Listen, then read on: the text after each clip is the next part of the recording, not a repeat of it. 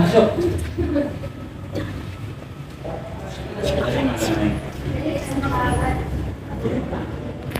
Cerita siapa ya? Iya. Yang penting Izin rekor, Pak. mana yang potensial di pemerintahan, tapi untuk menangani sosial kesejahteraan adanya dikasih kesra. Kebetulan kasih kesranya saya. Untuk penanganannya selama ini kan semua juga tahu ya kalau kita alhamdulillah sekarang udah beres. Untuk ke belakang selama 2 tahun lebih lah kita semua dilanda COVID itu kan. Nah, untuk menyikapi morat-maritnya perekonomian warga, secara otomatis pemerintah pusat atau provinsi, daerah sampai pemerintah desa semuanya berperan aktif. Artinya secara kebetulan dari pemerintah pusat memang ada bantuan, walaupun namanya juga sifatnya bantuan itu tidak memenuhi semua, artinya 100% kebutuhan warga itu ditampung atau ditangani sama pemerintah, namanya juga bantuan. Nah, salah satunya dari pemerintah pusat menganggarkan bantuan baik melalui Kementerian Sosial, di samping ada bantuan yang sifatnya permanen. Nah, permanen itu memang sudah berjalan 10 tahun lebih, yang dikenal dengan namanya program keluarga harapannya PKH, atau yang hanya bantuan pangannya saja namanya PPNT. Nah, kecuali itu yang tidak dibantu sama pemerintah selama COVID. Artinya kalau itu continue ya, dari awal setiap bulannya dapat bantuan dari pemerintah. Nah, untuk selama COVID itu, nah pemerintah memilah, artinya di luar itu semua dapat bantuan. Bantuannya itu kalau yang berupa bantuan langsung itu naik, kalau yang dikenal dengan nama PNT itu dikelola oleh Kementerian Sosial, dari Kemensos ya, Kementerian Sosial. Nah, itu hampir berjalan 2 tahun dan setiap bulannya kurang lebih di angka 600 3 bulan pertama, kesininya 300 per bulan hampir selama 2 tahun. Terus dari pemerintah provinsi juga sama ikut andil, dia namanya Banprop ya, bantuan provinsi. Nah, itu kuotanya lebih sedikit dari Kemensos, tapi itu juga bisa dirasakan langsung oleh warga. Nah, selain provinsi, dari kita pemerintah daerah dan bupati ya sama memberikan bantuan juga. Nah, dari semua yang sudah terdaftar itu, semua bantuan itu tidak bisa dirubah. Artinya kalau ditentukan sama yang di atas, si A sudah harus diterima sama si A. Seandainya si A-nya ini tidak ada, berarti balik lagi. Gimana menangani bagi yang tidak terdaftar? Artinya di Kemensos dia tidak ada, dari Banprop tidak ada, di Bupati tidak ada. Kita punya kewenangan pemerintah daerah, pemerintahan desa melalui anggaran dana desa. Karena setiap desa selama Pak Jokowi berdiri ini dia menyalurkan dana minimal 1 miliar per desa. Nah, itu bisa dipakai, bisa dikelola, dan kewenangannya tergantung kebijakan kepala desa. Nah, di situ kita bisa memilih, oh ini mau udah bagian nih di Kemensos atau di Banpres atau di Banprop semua. Nah, yang belum ini kita data melalui RT. Gitu. Kita data. Cuma karena memang anggarannya sedikit, kita hanya bisa menyalurkan hampir sama sih dengan Kemensos 3 bulan pertama selama 600.000, terus bergulir karena kalau hanya itu aja masih banyak yang belum kebagian. Pada akhirnya kita karena sistem bergulir tadi rata-rata 3 bulan lah untuk semua ya, jadi semua warga. Nah, untuk desa Gombang alhamdulillah berdasarkan data dari RT hampir tidak ada sekarang yang tidak kebagian. Ada yang tidak kebagian, tidak menutup kemungkinan karena tidak punya data. Salah satunya dia tidak punya kartu keluarga atau KTP. Sekarang kan KTP-nya kalau KTP elektronik, jadi dimanapun bisa diupdate dan bisa ketahuan. Nah itu yang susah kita masukkan. Kalau niatan di desa sekalipun dia tidak punya data, tetap kita masukkan, tapi tetap karena sistem mentok. Mungkin hanya itu aja. Itu perkiraan untuk desa global hanya beberapa yang tidak punya data dan akhirnya dia tidak terdaftar di bantuan. Itu aja. Nah itu berarti untuk penanganan masalah ekonomi. Dari pengusaha juga ada. Artinya dia merasa, anggaplah donatur ya, misalkan dia merasa kelebihan uang, nah ada koordinasi dengan kita, Pak ini saya mau ngasih bantuan buat warga, saya minta data, itu juga ada. Jadi artinya selama perekonomian agak sedikit ke bawah, jadi semua menyikapi, bukan hanya dari pemerintah pusat sampai daerah sampai desa, para pengusaha juga apa yang disebut dengan donatur juga ada. Sudah, sekarang masuk ke pertanyaan kedua Pak. Pertanyaan kedua, bagaimana kegiatan sosial dan budaya yang terjadi di desa? Kegiatan apa saja yang sosial itu tadi termasuk sosial juga, iya, karena kesejahteraan nggak jauh beda dengan sosial. Cuma kalau kebudayaan, karena memang di pusat juga kita punya peraturan yang ditetapkan mungkin mengenal dengan PPKM ya. Jadi ada pembatasan untuk kegiatan masyarakat. Nah, secara otomatis untuk kebudayaan salah satunya misalkan pentas seni atau apa ya secara otomatis dikurangi, bahkan hampir ditiadakan karena kita terbentur dengan aturan PPKM tadi. Tapi kalau misalkan kebudayaan di kita ada seni kesenian Sunda. Nah kebetulan ada yang produksi alat musiknya, mungkin namanya angklung atau calung lah namanya ya, yang dari bambu itu. Kalau itu masih berjalan. Cuma kegiatan untuk pentasnya ya itu tadi hampir tidak ada. Tapi bukan berarti tidak berjalan ya, atau misalkan punah, tidak. Hanya kegiatannya ada yang dikurangi. Terus untuk pembuatan kerajinan tangannya, salah satunya itu alat musik, itu tetap masih ada.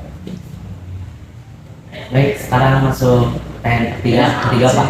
Itu aja sebutin ya. Ya, bagaimana aktivitas atau kegiatan keagamaan dan religi di desa ini?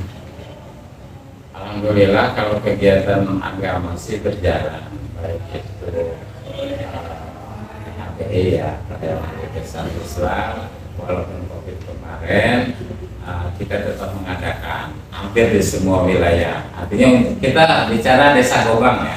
Desa Gobang itu kan terdiri dari 5 RW, 4 dusun dan 29 RT. Nah, masing-masing wilayah itu punya masjid. Ya, coba tanya Pak Acar. Sampai mana tadi? Sampai kegiatan religi. Oh ya. Jadi artinya masih berjalan ketika ada Islamitas atau Maulidan ya. Pokoknya acara-acara besar Islam maupun nasional seperti acara kenegaraan misalkan 17 Agustus ini masih berjalan. Cuma kita memakai aturan, berarti protokol kesehatan tetap kita jalankan. Sekalipun kita di masjid-masjid untuk panitia sudah kita arahkan, artinya tidak lepas dari protokol kesehatan itu. Salah satunya ya kita menggunakan misalkan untuk kedatangan ada hand sanitizer sama masker itu tetap ada. Jadi nggak ada masalah kalau untuk kegiatan agama. Oke, sekarang masuk pertanyaan keempat Pak. Namanya Bapak- siapa? Hah? Namanya siapa? Saya balik lagi. Nama saya Derajat Wijaya. Oh, Ningrat, Wijaya Ningrat. Oke, menurut Bapak, gimana sih potensi lokal manakah potensi lokal di desa ini yang mendukung desa untuk kemajuannya dan mengapa? Secara ekonomi. Secara Secara potensi alam. Ya, potensi alam berarti diantaranya kan mungkin menyangkut dengan ekonomi juga. Artinya ketika ada musim buah nah diantaranya ya, kan itu menunjang juga untuk kegiatan ekonomi.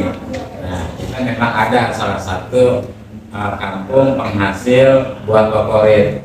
Mungkin tahu ya apa buah favorit untuk wilayah kampung. Kira-kira apa buah apa? Itu mari tapi mahal ya. Durian ya. Betul. Nah, kita ada itu posisinya di perbukitan, namanya Kampung Sumbun. Ya, bahkan kalau neng-neng sekarang main ke sana, di situ ada tulisan tuh, selamat datang di Kampung Buah. Karena di sana itu dikenal dengan selain durian, ada namanya mangga, coba mangga juga mangga yang wangi, jadi aweni atau apalah. Teh juga ada. Nah itu sangat menunjang sekali. Artinya perputaran ekonominya ketika musim buah karena hasilnya dari kampung sendiri, yang beli orang sendiri, secara ekonomi perputaran uang kan berarti di situ kan Pak. Ya, jadi untuk meningkatkan kesejahteraan, ya alhamdulillah berjalan. Baik Pak, ini masuk pertanyaan terakhir. Potensi non fisik seperti masyarakat desa, lembaga sosial dan aparatur desa menurut Bapak manakah yang berperan aktif dalam pembangunan desa? Non fisik, Iya. non fisik, fisiknya aja kan infrastruktur. Nanti kalau untuk non fisik bisa sumber daya manusianya berarti ya. Seperti apa? Moral kan? Akidah kan? Nah kalau untuk desa Gobang ya secara akidah karena memang termasuk agamanya kuat, kita banyak para ulama dan para kiai. Nah tetap ada kerjasama antara pemerintah desa. Secara kebetulan memang kepala desanya kita juga memang agamis, dia anak dari seorang tokoh agama dan memang dari keluarga termasuk kakak adiknya juga ulama di sini, dan termasuk bapak kepala desanya juga seorang kiai. Jadi kalau masalah akidah atau akhlak moral semua, insya Allah bagus lah.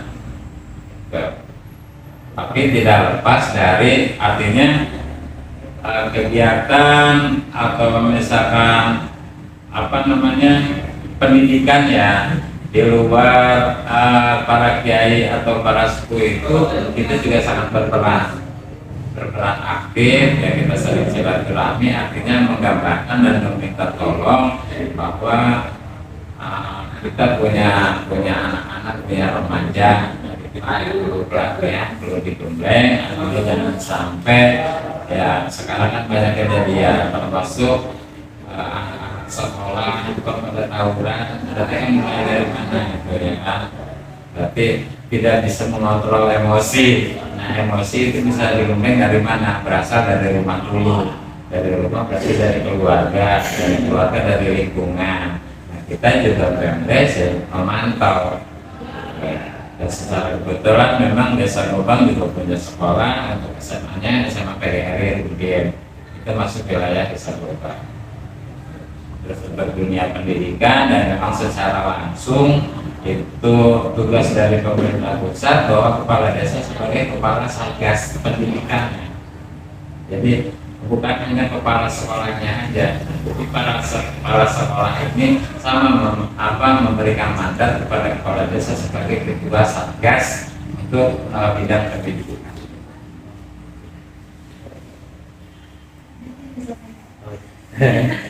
Kamu namanya siapa ya? Atau pengen jelasnya sesukan di RT berapa? RT 3? Iya, 3. RT 3 RT Jangkung ya. Nah gimana kondisinya sekarang? Ya termasuk pembangunan infrastruktur juga, karena di sini ada orang wilayah yang ingin tahu untuk pengasaran sudah sampai ke dapur-dapur udah kita laksanakan, cuma memang belum beres. Mungkin tahun 2023 ini penyelesaiannya. Kemarin kan anggaran 2002, nah, kita mulai karena banyak wilayah, jadi bertahap dari R1, R2, 3, 4, sesuai maksudnya R5. Itu bukan yang terakhir ya, bukan yang akhirnya, karena memang perputarannya kita seperti itu. Baik Pak, maaf sudah mengganggu waktu. Jadi wawancara Oh, mengganggu sekali.